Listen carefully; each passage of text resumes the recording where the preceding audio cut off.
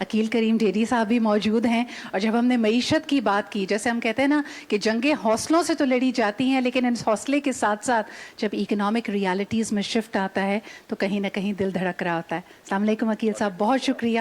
کیا کہیں گے آج کے اس موقع پہ؟ میرا اپنا خیال ہے کہ اس سے اچھا کوئی دن ہو نہیں سکتا کہ آج ہم سب اکٹھے ہوئے ہیں اور مارکہ حق کے حوالے سے بات چیت کر رہے ہیں اور اپنی افواج کا عزم بلند کر رہے ہیں۔ میرا اپنا یہ خیال ہے کہ اس عزم کے ساتھ کہ ہم نے حتی الامکان کوشش کی کہ یہ جنگ سے ہم اوائڈ کریں، اور افواج پاکستان نے پوری کوشش کی، لیکن دشمن شاید پاکستان کو کمزور سمجھ رہا تھا اور بڑھ کے آگے آ رہا تھا، اور اس غرور کو افواج پاکستان نے اور ہماری ایئر فورس نے بالکل خاک میں ملا دیا۔ اور میں سمجھتا ہوں کہ جس طریقے سے ہم نے انڈیا کو جواب دیا ہے، مجھے نہیں لگتا آنے والے دنوں میں ان میں اتنی ہمت ہوگی کہ وہ پھر پاکستان کی طرف دیکھیں۔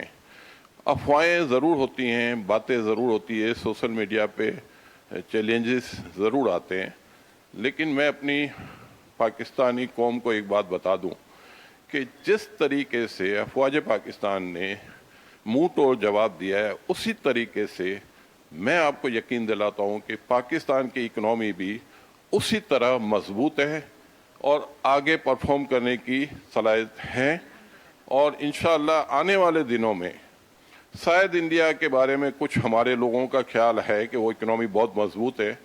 اگر اس اکنامی کے نمبر کو صحیح طرح دیکھا جائے تو پاکستان اس سے کئی گنا آگے ہے، لیکن شاید ہم ان نمبروں پہ جاتے نہیں ہیں، اور ابھی اس وقت ٹائم بھی نہیں ہے کہ لمبی ہم بات کر سکیں۔ لیکن میں یہ یقین دلاتا ہوں کہ ہندوستان میں 50 کروڑ لوگ بھوکے سوتے ہیں اور پاکستان میں کوئی بھوکا سونے والا ملتا نہیں ہے۔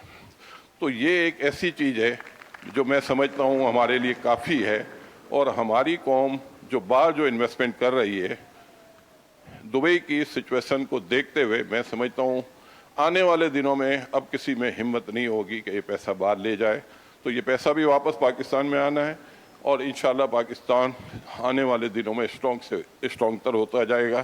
اور میں سندھ گورنمنٹ کو مبارکباد دیتا ہوں کہ انہوں نے اس ایونٹ کو آرگنائز کر کے ہم سب کو موقع دیا کہ ہم اپنی افواج کے ساتھ کھڑے رہیں۔ Thank you. بہت بہت شکریہ۔ انما العسر یسرا، یعنی ہر مشکل میں ہی آسانی ہے۔ یقیناً ہم چاہتے ہیں کہ پوری دنیا میں امن کا قیام ہو، لیکن جس طرح GCC ممالک اس صفحہ مشکل سے گزر رہے ہیں، that has been a blessing in disguise۔